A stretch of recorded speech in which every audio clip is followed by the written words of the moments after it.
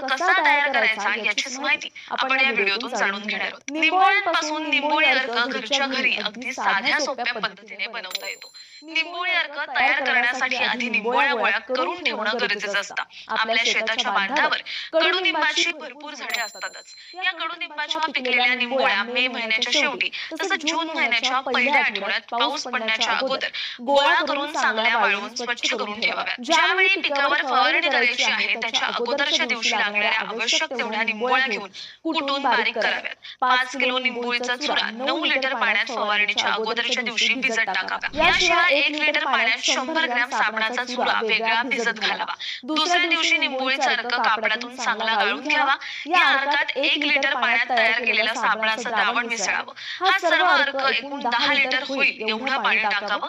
तयार केलेला 1 लिटर अर्क 1 लिटर पाण्यात मिसळून ठेवावा आणि फवारणीसाठी वापरावा। लक्षात ठेवा, निंबोळी अर्क फवारणीच्या दिवशीच तयार करून वापरावा लागतो।